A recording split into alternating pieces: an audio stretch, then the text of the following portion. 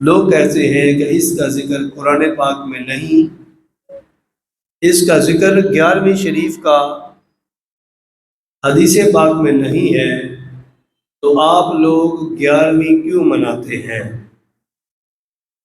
تو سوال ان کا بالکل درست ہے کہ 11ویں شریف جو ہم مناتے ہیں اس کا ذکر قرآن پاک میں نہیں ہے۔ 11ویں شریف ہم جو مناتے ہیں یا کوئی ختم دلاتے ہیں، پروگرام کرتے ہیں، کوئی لنگر تقسیم کرتے ہیں، اس کا ذکر حدیث پاک میں بھی نہیں ہے۔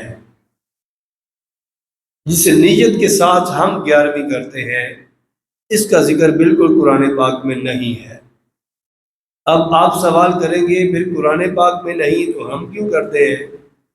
تو پہلی تو بات یہ ہے قرآن پاک میں اس لیے نہیں ہے کہ اس کی نسبت جو ہے وہ حضرت سیدنا عبد القادر جیلانی سے ہے، اور آپ نبی پاک صلی اللہ علیہ وسلم کی بعثت کے سوا چار سو سال کے بعد پیدا ہوئے۔ تو آپ کیا کرتے تھے؟ ہر چاند کی تاریخ کی 11 تاریخ کو اپنے اس دربار میں آپ محفل کیا کرتے تھے، مجلس کیا کرتے تھے، علم کی مجلس ہوتی تھی، یعنی آپ تبلیغ کیا کرتے تھے۔ لوگ دور دور سے چاند کی 11 تاریخ کو آپ کی اس مجلس کو سننے کے لیے آیا کرتے تھے۔ تو حضور غوث پاک جب بیان کیا کرتے تھے تو ان کے بیان میں اتنی تاثیر تھی کہ علماء یہ لکھتے ہیں کہ ان کی مجلس میں صرف انسان نہیں بلکہ جنات بھی آ جایا کرتے تھے، جن بھی ان کی تقریر کو، ان کے خطبے کو سنتے تھے۔ تو ایک کتاب میں تو کچھ یوں لکھا کہ جب وہ تقریر کرتے تھے، اللہ کی حمد و ثنا کرتے تھے، نبی پاک صلی اللہ علیہ وسلم کی باتیں کرتے تھے، تو اس وقت چلتے ہوئے آسمان پہ اڑتے ہوئے پرندے بھی رک جایا کرتے، ان کے بیان کو سننے، ان کی گفتگو کو سننے، اللہ کے قرآن کو سننے۔ تو آپ چاند کی 11 تاریخ کو یہ محفل کرتے تھے، یہ مجلس کرتے تھے۔ اب آپ جب فوت ہو گئے، وصال ہوا، تو اس وقت بھی اللہ کی کرنی ایسی تھی کہ چاند کی 11 تاریخ ہی تھی۔ تو آپ کے وصال کے بعد پھر آپ کے جتنے بھی ساتھی تھے، رفقا تھے، مریدین تھے، شاگرد تھے، انہوں نے چاند کی ہر 11 کو ان کی جو وصال کا دن منانا، تو اس کو کہتے ہیں 11ویں شریف۔ دیکھیں، اگر کسی کا کوئی باپ اس دنیا سے چلا جائے، کسی کی ماں اس دنیا سے چلی جائے، اس کو وہ تاریخ یاد ہوتی ہے۔ کسی کا بھائی اس دنیا سے چلا جائے، اس کو وہ تاریخ یاد ہے۔ مجھے ابھی بھی یاد ہے کہ میرے بھائی جان کا وصال کس تاریخ کو ہوا، میری امی جان کا وصال کس تاریخ کو ہوا، میرے والد گرامی کی بلا حاجی صوفی عبد الکریم صاحب، ان کا 12 اپریل کو وصال ہوا، مجھے ابھی بھی یاد ہے۔ تو اب ہر سال میں اگر 12 اپریل کو اپنے ابو جان کے لیے اِسالِ ثواب کروں گا، تو اس کا تعلق کوئی یہ پوچھے کہ یہ اِسالِ ثواب قرآن و حدیث میں نہیں، تو اس کی عقل پہ پھر پڑتا ہی ہے۔ بھائی جب میرے والد صاحب ان کا جو وصال ہوا، نہ وہ نبی تھے، نہ وہ کوئی غوث تھے، نہ کتب تھے، نہ یہ مقام تھا، اور وہ اب ان کا وصال ہوا ہے، تو میں یہ کر رہا ہوں قرآن و حدیث سے۔ ان کی تاریخ تو مینشن نہیں ہے، لیکن اِسالِ ثواب تو مینشن ہے کہ نہیں؟ یہ تو ثابت ہے کہ نہیں؟ تو بات یہ ہے کہ یہ المختصر یہ بات ہے کہ یہ جو 11ویں شریف ہے، قرآن و حدیث سے اس کو ڈھونڈنے کی ضرورت نہیں ہے، کیونکہ ملے گی نہیں۔ وہ اس لیے کہ حضور غوث پاک 400 سال یا اس سے زیادہ عرصہ بعد پیدا ہوئے، اور آپ کا پھر وصال ہوا، اور آپ کے مریدین، آپ کے شاگرد اس دن کو منایا کرتے تھے۔ تو ہم بھی اسی نسبت کے ساتھ، کیونکہ آپ کا مقام بہت الفا و اعلیٰ ہے، اگر میں حضور غوث پاک کا مقام ہی بیان کروں تو مجھے کافی وقت چاہیے۔ ان کا مقام یہ تھا کہ وہ قطب الاقطاب تھے، ایک لقب آپ کا یہ بھی ہے۔ اب قطب الاقطاب کو کس کو کہتے ہیں؟ تصوف میں وہ شخصیت جس کے مریدین اولیاء اللہ بھی ہوں اس کو کتب کہتے ہیں، تو آپ کتبوں کے بھی کتب تھے۔ سبحان اللہ، تو کہہ دیں آپ کا یہ مقام تھا کہ کتب الاقطاب تھے۔ پھر ایک آپ کا کہتا ہے غوث اعظم۔ غوث اعظم کس کو کہتے ہیں؟ غوث کس کو کہتے ہیں؟ غوث کا جو تصوف میں اس کی بنیاد ہے وہ یہ ہے کہ غوث صوفی، غوث کس کو کہتے ہیں؟ صوفی غوث اس کو کہتے ہیں کہ جو کشف کے ذریعے ان باتوں کو جان سکے جو عام انسان نہیں جان سکتا، سادے لفظوں، ٹھیک ہے، اور جو کرامات کو ظاہر کرے اس کو غوث ہے۔ غوثیت کا ایک معنی تو یہ ہو گیا۔ ایک معنی علم کے نظریے سے یہ ہے کہ غوث اس کو کہتے ہیں کہ جو اپنے علاقے کے جتنے بھی اولیاء اللہ ہوں ان میں اعلیٰ مرتبہ رکھتا ہو، اس کو غوث کہا جاتا ہے۔ تو غوث اعظم کس کو کہا جاتا ہے؟ کہ جو تمام غوثوں کے بھی غوث ہوں اس کو غوث اعظم کہا جاتا ہے۔ تو آپ حضرت عبد القادر جیلانی غوث اعظم ہیں۔ محبوب سبحانی آپ کا یہ لقب بھی ہے۔ آپ کا یہ جو لقب ہے، آپ کے شاگرد تھے انہوں نے آپ کو یہ لقب دیا تھا۔ انہوں نے آپ کو کہا تھا کہ محبوب سبحانی، یعنی سبحان اللہ کی ذات، یہ ان کے محبوب ہیں۔ وہ اس لیے کہ حضور غوث پاک جب بھی کوئی بھی بات کرتے، کوئی بھی ایسا جملہ آپ کی زبان سے صادر ہوتا جو آپ دعا کرتے، آپ مستجاب الدعا تھے، جو دعا کرتے اللہ قبول فرما لیتے، اس لیے آپ کو محبوب سبحانی کہا جاتا ہے۔ تو میں نے عرض کیا نا کہ آپ کے جو کرامات ہیں، آپ کے جو یہ فیض و برکات ہیں، آپ کی جو عظمت اور یہ شان ہے، اگر اس کو بیان کیا جائے تو بڑی لمبی ڈیٹیل ہے۔ تو المختصر یہ کہ یہ جو 11ویں ہے اس کا تعلق نہ قرآن سے ہے نہ حدیث سے، ہم یہ بات مانتے ہیں، لیکن اصحال ثواب کا تعلق تو ہے۔ وہ 11ویں کو کر لیں، 12ویں کو کر لیں، چاند کی 15 تاریخ کو کر لیں، 27 کو کر لیں، 20 کو کر لیں، حرج بھائی قرآن پاک میں اصحال ثواب کے بارے میں یہ نہیں لکھا کہ آپ 11 تاریخ کو کریں، 10 کو کریں، پہلی کو کریں، 2 کو کریں۔ اصحال ثواب آپ جب مرضی کر سکتے ہیں۔ آج جمعہ ابھی ہم بیٹھ کے دعا کریں، ہم اپنے بزرگوں کو اصحال ثواب کر سکتے ہیں۔ تو 11 کو اگر کیا جائے تو اس سے مراد یہ نہیں کہ ماشاءاللہ، تو 11 کو اگر اصحال ثواب کیا جائے تو اس سے کوئی شرک نہیں ہوتا، کوئی بدعت نہیں ہوتی، کیونکہ اصحال ثواب کیا جا رہا ہے۔ اب جو 11 کو اصحال ثواب کیا جا رہا ہے، قرآن و حدیث سے اس کی دلیل ڈھونڈنے کی ضرورت نہیں ہے، کیونکہ وہ تاریخ قرآن و حدیث میں مینشن نہیں ہے، کیونکہ حضور غوث پاک کا وصال قرآن و حدیث کے بعد میں ہوا ہے۔ اس لیے 11ویں کو قرآن و حدیث سے نہ ڈھونڈو، 11ویں کو ڈھونڈنا ہے تو اولیاء اللہ کی کتابوں سے ڈھونڈو۔ تو ہم یہ کوئی شرک بدعت نہیں کرتے، ہم اصحال ثواب کرتے ہیں، چاہے وہ 11 تاریخ کو ہو جائے چاہے 12 تاریخ کو ہو جائے۔ تو یہ ہے حضور غوث پاک کی 11ویں جس کو ہم مناتے ہیں، اصحال ثواب کیا جاتا ہے، جس میں لنگر شریف تقسیم کیا جاتا ہے۔ تو اب آئیے اولیاء اللہ کی جو شان ہے اس میں نے ایک آیت مبارکہ پڑھی، اس میں اللہ پاک نے فرمایا والذین یبیتون لربہم سجدا وقیاما۔ اللہ نے فرمایا یہ جو میرے بندے ہیں نا اولیاء اللہ کے بارے میں، والذین یبیتون لربہم، یہ جو اپنے رب کے ساتھ جڑے ہوئے ہیں نا، یہ کرتے کیا ہیں؟ سجدا وقیاما، یا تو یہ رکوع کرتے ہیں، یہ سجود کرتے ہیں، یا اللہ کی بارگاہ میں ہر وقت ذکر و اذکار۔ تم جب بھی ان کو دیکھو گے یہ میری بارگاہ میں رکوع کرتے ہوں گے، یہ سجدہ کرتے ہوں گے، یا ذکر و اذکار کرتے ہوں گے۔ جو اللہ والے ہیں یہ ان کے بارے میں اللہ پاک نے فرمایا۔ ایک اور مقام پہ مشہور آیت مبارکہ 11ویں سپارے کی، الا ان اولیاء اللہ لا خوف علیہم ولا هم یحزنون۔ اس کا جو سادہ تفسیری ترجمہ ہے وہ یہی ہے، اللہ نے فرمایا ان کو دنیا کا خوف نہیں، ان کو اللہ کا خوف ہے۔ ان کو نہ دنیا کوئی حزن ہے، حزن میں اس کے الفاظ کے معنی کیا جائے تو اس کا جو لغوی معنی ہے وہ یہ بنے گا کہ ان کو دنیا کا لالچ نہیں ہے۔ اللہ والوں کو دنیا کا لالچ ہے، اس سے اب وہ پیر بھی ظاہر ہو گئے جو پیسے کے لیے پیر بنے ہوئے ہیں۔ یہ بات بھی کرنی ضروری ہے کہ جو صرف پیسہ بٹورنے کے لیے خود کو پیر ظاہر کرتے ہیں، اللہ نے فرمایا دنیا کا جو اللہ کا ولی ہے اس کی پہچان یہ ہوگی لا خوف علیہم ولا هم یحزنون، اس کو کوئی حزن نہیں ہوگا، اس کو نہ گاڑی، نہ بنگلہ، نہ جائیداد، نہ زمین، اس بات کی فکر نہیں ہوگی جو اللہ کا ولی ہوگا. جو پیر آج کے دور میں پیسے بٹورنے کے لیے، گاڑیاں خریدنے کے لیے، لوگوں سے زمینیں خریدنے کے لیے، پلاٹ خریدنے کے لیے پیر بنے ہوئے ہیں، ان کے لیے اللہ پاک نے پہلے ہی فرما دیا ان کو دنیا کا حسن نہیں ہوگا. لہذا ولی کی پہچان یہ بھی ہوگی اس کو دنیا کا لالچ ہے. اس کی نظر آپ کی جیب پہ نہیں ہوگی، اس کی نظر آپ کے دل پہ ہوگی. اللہ نے فرمایا ان کو دنیا کا کوئی خوف نہیں ہے. آئیے حضور غوث پاک کی بات ہے تو ان کے والد صاحب کا ایک واقعہ میں بیان کر کے تو پھر اللہ کے قرآن سے انشاءاللہ ایک اور واقعہ بیان کر کے وہ تو اجازت چاہوں گا شان اولیاء پہ. حضور غوث پاک کے جو والد صاحب تھے وہ حسنی سید تھے.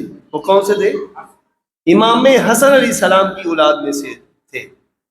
تو آپ کی جو والدہ محترمہ تھی وہ حسینی سیدہ تھی، وہ حسینی سادات میں سے تھی، اس لیے آپ کو حسنی حسینی سید بھی کہا جاتا ہے. حضور غوث پاک کے والد صاحب تو آپ نے روزہ رکھا ہوا تھا. روزہ جب افطار کرنے کے لیے آپ جنگلات میں اللہ کی عبادت کر رہے تھے تو حضور غوث پاک نے افطاری کی، پانی سے روزہ افطار کر لیا. جب پانی پینے لگے افطار کیا تو دیکھا اس ندی میں جس سے پانی پیا تھا وہاں پہ ایک سیب بہتا ہوا آ رہا ہے. حضور غوث پاک کے والد صاحب جو تھے انہوں نے وہ سیب بکرا سیب کھا لیا. سیب کھا لیا. اب سیب تو کھا لیا کیونکہ بھوک تھی، سارا دن کا روزہ رکھا ہوا تھا.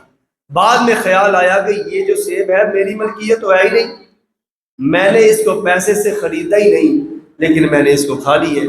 وہ اسی تجسس میں اس طرف چل دیے جہاں سے پانی آ رہا تھا کہ سیب جہاں سے بہتا ہوا آتا ہوگا وہاں کو باغ ہوگا، کوئی بندہ یا بیٹھا ہوگا، اس کا یہ سیب ہوگا، میں اس سے یہ پیسے دے دوں یا اسے اجرت دے دوں یا اس سے یہ کہوں کہ یہ سیب میں نے کھا لیا مجھے بخش دے. وہ جو ان کے حضور غوث پاک کے جو والد صاحب تھے وہ جناب اس طرف چلے گئے. تو آپ جب چلے گئے نا تو آپ نے دیکھا کہ ایک باغ ہے جس کی جو جہاں پہ سیبوں کے درخت ہیں اور سیبوں کے درخت کی جو ٹہنیاں ہیں وہ اس ندی کے کنارے کے قریب کی طرف جھکی ہوئی ہیں. تو آپ نے سوچا کہ یقیناً یہاں سے ہی سیب بہتا ہوا آیا ہوگا تو میں نے وہ کھا لیا. آپ نے پوچھا اس کا مالک کون ہے؟ پتہ چلا کہ حضرت عبداللہ سمئی جو کہ حسینی سید تھے وہ اس کے مالک تھے. انہوں نے کہا جی میں نے آپ کے باغ سے بہتا ہوا سیب آیا، بغیر پوچھے کھا لیا، روزہ رکھا ہوا تھا، تو اب مجھے اس سیب کی بخشش چاہیے. کتنے پیسے لیں گے یا اس کے عوض کیا کریں گے؟ انہوں نے کہا وہ پیسے سے کام نہیں چلے گا، اگر تمہیں چاہیے کہ وہ سیب میں تمہیں بخش دوں پھر تمہیں 12 سال اس باغ کی رکھوالی کرنی پڑے گی. اب وہ جو تھے وہ بھی تصوف کے ایک اعلیٰ مرتبے پہ فائز تھے کیونکہ انہوں نے سوچا کہ اگر یہ عام انسان ہوتا تو ایک سیب کیا، یہاں تو لوگ کتنے سیب کھا جاتے ہیں پوچھتے نہیں ہیں، اور میرے باغ میں تو سینکڑوں ہزاروں سیب لگے ہیں، مجھے ایک سے کیا فرق پڑنا ہے. لیکن انہوں نے ظاہر کو نہیں دیکھا، باطن کو دیکھا. جیسے میں نے عرض کیا کہ اللہ پاک نے فرمایا یہ تمہارے جیب کی طرف نہیں دیکھیں گے، تمہارے دل کی طرف دیکھیں گے. نبی پاک صلی اللہ علیہ وسلم کی حدیث پاک بھی ہے. اور یہ اللہ کی پہچان میں حضور سرکار دو عالم صلی اللہ علیہ وسلم نے فرمایا انما المؤمنون فراست المؤمن فلینظر بنور اللہ. یہ جو اللہ کے ولی ہیں نا یہ فلینظر بنور اللہ، یہ اللہ کے نور سے تمہاری طرف دیکھتے ہیں. اسی لیے تو کہا جاتا ہے، علماء فرماتے ہیں کہ جب کسی علماء کی اہل علم کی مجلس میں ہو تو اپنی زبان کو لگام دو، کیونکہ اہل علم کی نظر تمہاری زبان پہ ہوتی ہے. اور علماء فرماتے ہیں اسی طرح جب تم اللہ والوں کی مجلس میں ہو تو دل کے وسوسوں کو لگام دو، کیونکہ ان کی نظر تمہارے دل کی طرف ہوتی ہے. علماء کی نظر تمہاری زبان کی طرف ہے، لہٰذا بولتے ہوئے احتیاط کرو، تول کے بولو. اور جب اللہ کے ولیوں کی بارگاہ میں آؤ تو اس وقت اپنے دل کو تھام کے بیٹھو، کیونکہ ان کی نظر تمہارے دل کی طرف ہے، وہ تمہارے دل کا حال جانتے ہیں. اب انہوں نے ان کے دل کا حال جان لیا کہ ایک سیب کی بخشش کے لیے آگے. المختصر یہ انہوں نے کہا 12 سال قوالی کرنے کے بعد انہوں نے کہا ٹھیک ہے جی اب جی میں جا سکتا ہوں. انہوں نے کہا نہیں ابھی بھی نہیں جا سکتے، ابھی ایک اور کام کرنا ہے، اس کے بعد تیری چھٹی. یہ سیب میں نے تمہیں بخش دیا. کہنے کہ وہ کیا کر رہے ہیں؟ انہوں نے کہا جی وہ کرنا یہ ہے کہ میری ایک بیٹی ہے جو آنکھوں سے اندھی ہے، پاؤں سے وہ لولی ہے، چل نہیں سکتی، کانوں سے وہ سن نہیں سکتی، تو اس کے ساتھ تجھے شادی کرنی ہوگی۔ اگر تو چاہتا ہے کہ وہ تیرا سیب جو ہے وہ میں بخش دوں تو پھر اس سے شادی کر لے، پھر تمہیں معاف کر دوں گا۔ اب انہوں نے سوچا کہ ایک سیب میں انکار بھی کر سکتے تھے، ایک سیب، لیکن نہیں، جو اللہ والے ہیں ان کے بارے میں اللہ پاک نے فرمایا یہاں پہ جو کشف المحجوب میں داتا جی علی حجویری آپ نے بھی یہ بات لکھی کہ مقام ولایت میں تو اتنی شریعت کی پاسداری کی جاتی ہے کہ اگر آپ فرماتے ہیں کہ اگر کسی اللہ کے ولی کی 3 مسلسل نماز تہجد جو ہے وہ قضا ہو جائے تو وہ ولایت کے مرتبے سے نیچے آ جائے۔ آج کے دور میں جو نام نہاد پیر ہے ان کو یہ کشف المحجوب نظر نہیں آتی جو حضور داتا گنج بخش علی حجویری نے لکھی۔ ان کے در پہ جا کے علی علی کے نعرے لگاتے ہو تو ان کی تعلیمات نہیں دیکھتے۔ فرماتے ہیں جو حالانکہ فرض نہیں ہے، جو تہجد کی نماز فرض نہیں، یا فرماتے ہیں جس کی 3 تہجد کی نمازیں مسلسل قضا ہو گئی وہ شان ولایت کے مرتبے سے نیچے۔ تو آپ نے فرمایا کہ اگر تم چاہتے ہو بخشش ہو جائے تو اس بچی سے شادی کرو۔ انہوں نے کہا ٹھیک ہے، مجھے منظور ہے۔ اب جب شادی کی، شادی ہو گئی، دلہا اپنی دلہن کے پاس گیا۔ دلہا حضور غوث اعظم کے والد صاحب تھے، دلہن حضور غوث پاک کی والدہ صاحبہ تھی، دلہا حسنی سید تھا، دلہن حسینی سیدہ پاک تھی۔ جب گئے نہ دیکھا تو حیران رہ گئے، واپس پلٹ کے آئے اور آپ کے حضرت عبداللہ سمائی جو وقت کے غوث بھی تھے، وقت کے ولی بھی تھے اور آپ کے سسر بھی تھے، ان سے کہنے لگے کہ آپ نے کہا تھا آنکھوں سے اندھی ہے، کانوں سے وہ بہری ہے، پاؤں سے وہ چل نہیں سکتی، تو ایسا کچھ نہیں ہے، لگتا ہے کوئی اور لڑکی جو ہے نا وہ اندر موجود ہے۔ آپ نے کہا نہیں نہیں، وہ تو تیرا انعام ہے، میں نے اس لیے کہا وہ آنکھوں سے اندھی ہے کیونکہ آج تک اس نے اپنی آنکھوں سے کسی غیر محرم کو نہیں دیکھا، اور میں نے اس لیے کہا وہ کانوں سے بہری ہے کیونکہ آج تک اس کی سماعت میں کسی غیر محرم کی آواز نہیں سنی، اور میں نے اس لیے کہا کہ وہ پاؤں سے چل نہیں سکتی، لولی ہے، وہ اس لیے کہ آج تک اس کے قدم کسی غیر محرم کی طرف چل کے نہیں گئے۔ تو بتائیے وہ جو ایک سیب بخشوانے کی خاطر 12 سال ایک باغ کی رکھوالی کرے، اور وہ ماں جس نے اپنی آنکھوں سے کبھی غیر محرم کو دیکھا نہ ہو، غیر محرم کی آواز نہ سنی ہو، غیر محرم کی طرف چل کے گئی نہ ہو، ان دونوں کا جب شادی ہوتی ہے تو ملاپ ہوتا ہے، تو اس وقت کے غوث اعظم پیدا ہوتے ہیں۔ یہ ہے شان ولایت۔ تصوف بہت جو ہے یہ بلند مرتبہ اور بہت بلند مقام ہے۔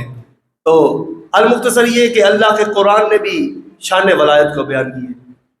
حضرت سلیمان علیہ السلام کا واقعہ بہت مشہور ہے، آپ کے بارے میں ہے کہ آپ کے دور میں مختصر بیان کروں۔ آپ کے دور میں آپ وقت کے بادشاہ تھے، اللہ کے نبی تھے، اور آپ جانوروں پر بھی حکومت کرتے تھے، پرندوں پر بھی کرتے تھے، انسانوں پر بھی کرتے تھے، جنات پر بھی آپ کی حکومت تھی۔ تو حضرت سلیمان علیہ السلام اپنے قافلے کے ساتھ گئے تو آپ نے ایک جگہ پہ پڑاؤ کیا، تو آپ کے ساتھ ایک جانور ہوتا تھا جس کا نام تھا خدہد۔ کیا نام تھا؟ خدہد۔ اس کا ذکر اللہ کے قرآن میں بھی ہے۔ اللہ کریم نے قرآن پاک میں ارشاد فرمایا وَتَفَقَّدَ الطَّيْرَ فَقَالَ مَا لِيَ لَا أَرَى الْهُدْهُدَ أَمْ كَانَ مِنَ الْغَائِبِينَ۔ اس کا ذکر اللہ کے قرآن میں ہے۔ جب آپ نے پڑاؤ کیا تو خدہد کو دیکھا، وہ خدہد موجود نہیں تھا، وہ غائب تھا۔ تو آپ نے کہا خدہد کہاں گیا ہے؟ کیونکہ اس کا یہ کمال تھا خدہد کا کہ وہ آسمان پہ اڑتے ہوئے جب اڑتا تھا تو وہ زمین کے نیچے موجود پانی کو بھی دیکھ لیتا تھا۔ تو جب آپ سفر کرتے تو آپ نے کسی جگہ رکنا ہوتا تو خود سے پوچھتے ذرا بتا تو صحیح نیچے زمین کے پانی ہے، اگر ہوتا تو اس جگہ پہ رک جاتے، نہیں تو اپنے سفر کو جاری رکھتے۔ یہ خود کا کمال تھا۔ تو آئیے دیکھیے اللہ کے قرآن نے آج سے کئی سینکڑوں سال پہلے یہ بتا دیا کہ آج کی جو ٹیکنالوجی، یہ جو جناب سرچ کرتے ہیں یہاں پانی موجود ہے کہ نہیں، میرے رب کی شان دیکھے، وہ ایک چھوٹا سا پرندہ یہ بتا رہا ہے۔ المختصر یہ وہ خود موجود نہیں تھا۔ آپ نے کہا خود کہاں ہے؟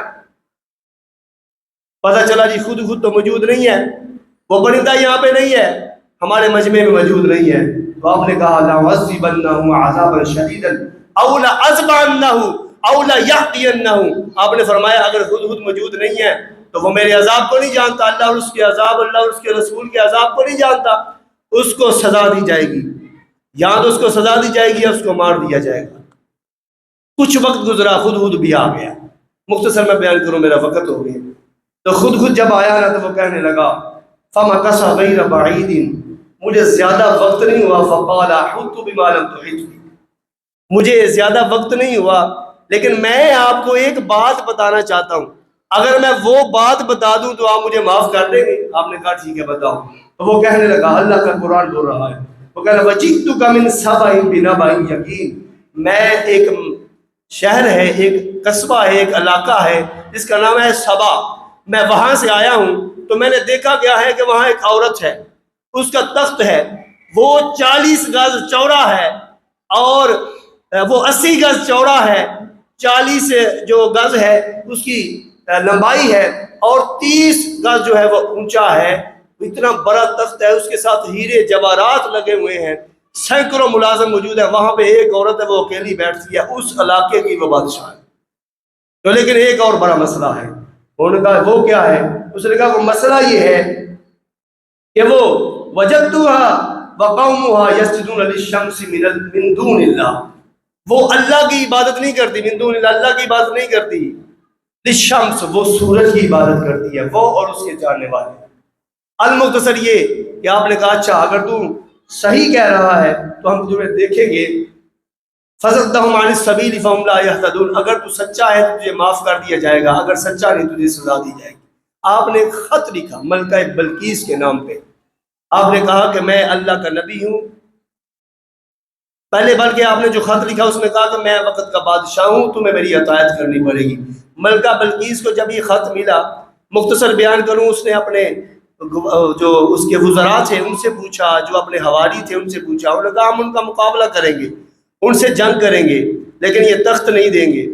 ملکہ بلقیس نے مختصر اس نے یہ فیصلہ کیا کہ نہیں، ہم ان کے ساتھ جنگ کر سکتے نہیں ہیں۔ انہوں نے کہا میں ان کو چیک کرنا چاہتی ہوں کہ ان کی بادشاہت، ان کی اس مقام کا، اس مرتبے کا کیا لیول ہے۔ اس نے کہا کہ میں ان کے ہاں تخائف بھیجوں گی، تحفے یعنی پیسے بھیجوں گی یا تحفے بھیجوں گی، ہیرے جواہرات بھیجوں گی، اگر تو صرف وہ دنیا کا بادشاہ ہی ہوا، اس کو دنیا کی ہوس اور لالچ ہوئی تو پھر میں تحفے قبول کرے گا اور پھر وہ مجھے اپنی طرف قائل نہیں کرے گا، ہم اس کے مذہب میں نہیں جائیں گے، ہم ان کی طرف نہیں جائیں گے۔ لیکن اگر وہ واقعی اللہ کا سچا نبی ہوا، واقعی وہ اللہ کا بندہ ہوا، تو پھر وہ میرے تحفے کو قبول نہیں کرے گا۔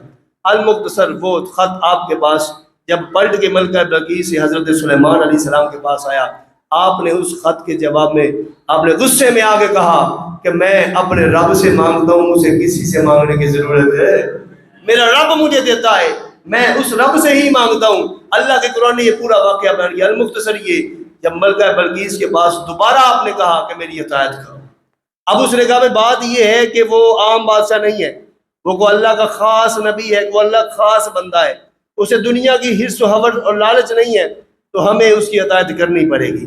اب ملکہ بلقیس جو ہے وہ چل دی، ادھر سے اپنے ساتھ اس نے اپنے غلاموں کو وہ جو ہے نا وہ ساتھ لیا، اس نے اپنے وزراء کو ساتھ لیا، اور حضرت سلیمان ملک شام میں موجود تھے، 1500 سے بھی زیادہ میل دور کے فاصلے پہ یہ مقام سبا تھا، وہاں پہ ملک شام کی طرف آ گئی۔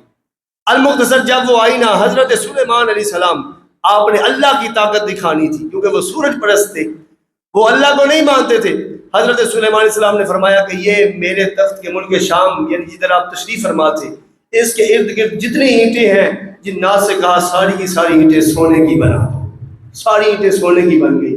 جو آپ کا سین تھا وہاں پہ شیشہ بچھا دیا گیا، نیچے جو تھا وہ پانی تھا، اس میں مچھلیاں بہ رہی تھی کہ وہ یہ سمجھے گی کہ یہ شاید سمندر ہے، تو ایسا نہیں ہے، اللہ کے پیغمبر نے یہ سب کچھ تبدیل کروا دیا۔ اس سے بھی بات آگے نکل گئی، آپ نے کیا فرمایا؟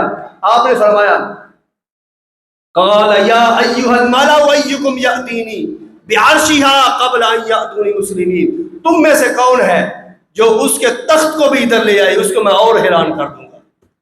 کیونکہ یہ بات اب آ گئی تھی اللہ کی وحدانیت کی، سورج پرست کی اور یکتا پرست کی، بات آ گئی تھی اللہ کی وحدانیت کی، اللہ کی توحید کا۔ آپ نے کہا اس کو میں دکھاؤں گا کہ میرے رب کی کتنی طاقت ہے۔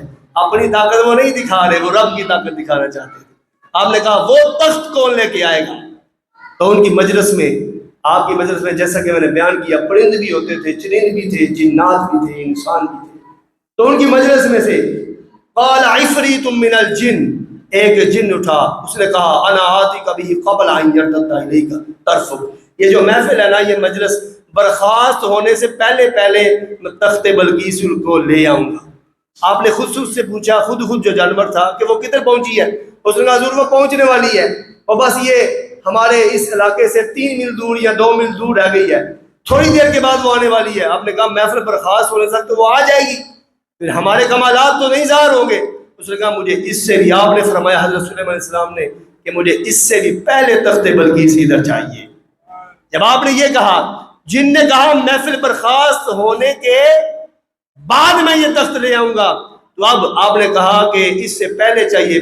پتہ یہ چلا کہ آپ کو علم تھا اس بات کا کہ اس سے پہلے بھی کوئی لا سکتا ہے. ہاں، اس سے پہلے بھی کوئی، کیونکہ یہ کچھ لوگ سوال کرتے ہیں کہ حضرت سلیمان علیہ السلام ہی لے آتے. وہ بھائی ان کو علم تھا، لیکن وہ چیک کر رہے تھے کہ میں تو اللہ کے نبی ہوں، یہ جو روز میرے ساتھ آ کے سامنے بیٹھتے ہیں، آیا ان کے پاس بھی کچھ ہے کہ نہیں ہے؟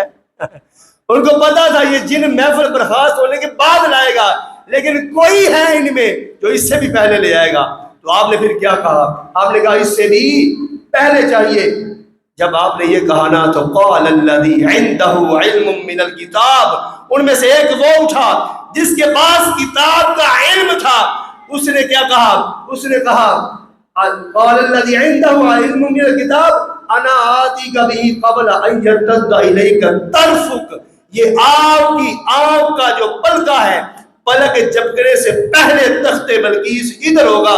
آپ کا اشارہ کرنا تھا، پلک جھپنی تھی تو فوراً کو تخت بلقیس 1500 یا اس سے زیادہ میل دور کی مسافت کے، جس پہ ایک نہیں دو نہیں سینکڑوں جو جناب سپاہی تھے وہ پہرا دے رہے تھے، اس پہ ایک دو نہیں ہزاروں تالے لگے ہوئے تھے، جو 80 گز جناب چوڑا تھا، 40 گز لمبا تھا، 30 گز اونچا تھا. وہ تخت بلقیس پلک کے جھپکنے سے پہلے حضرت سلیمان علیہ السلام کی بارگاہ میں آ گیا. اب لایا کون؟ قال الذی عنده علم من الکتاب، وہ جس کے پاس کتاب میں سے، بولیے صحیح، آخری بات بس کر، کتاب میں سے علم تھا. پتہ یہ چلا کہ جس کے پاس زبور کا علم ہو، کیونکہ آپ کے والد صاحب جو تھے حضرت داؤد علیہ السلام تھے، ان پہ جو نازل ہوئی تھی وہ زبور نازل ہوئی تھی. اور حضرت آصف بن برقیہ حضرت داؤد علیہ السلام کے شاگرد بھی تھے، جو حضرت سلیمان علیہ السلام کے امتی بھی بعد میں. تو جس کے پاس زبور کا علم ہو، حضرت سلیمان علیہ السلام کا غلام ہو، اس کا یہ عالم ہے کہ وہ پلک جھپنے میں 1500 یا اس سے زیادہ میل دور فاصلے میں تخت پڑے ہوئے کو لے آتا ہے. تو حضور کے غلاموں کا کیا عالم، میرے نبی علیہ السلام کے غلاموں کا، اگر حضور کے غلاموں کا یہ عالم ہے تو حضور کا عالم کیا ہوگا؟ یہ شان ہے ان کے خدمتگاروں کی، سرکار کا عالم کیا ہوگا؟ اللہ نے فرمایا والذین یبیتون لربہم سجدا وقیاما، یہ جو میرے ہو جاتے ہیں، میرے قریب ہو جاتے ہیں اللہ والے جو ہیں، یہ ہر وقت رکوع و سجود میں رہتے ہیں. یا اللہ ہوتا کیا ہے؟ اللہ نے فرمایا الا ان اولیاء اللہ لا خوف، ان کو دنیا کا خوف نہیں ہوتا، کسی قسم کا خوف نہیں ہوتا، نہ کوئی حزن ہوتا ہے، نہ کوئی پیسے کا لالچ ہوتا ہے، بس وہ میری رضا کے لیے شب اور روز گزار دیتے ہیں. اللہ رب العزت کی بارگاہ میں یہی دعا ہے، اللہ پاک شان ولایت کو سمجھنے کی توفیق نصیب فرمائے. وما علینا الا البلاغ المبین.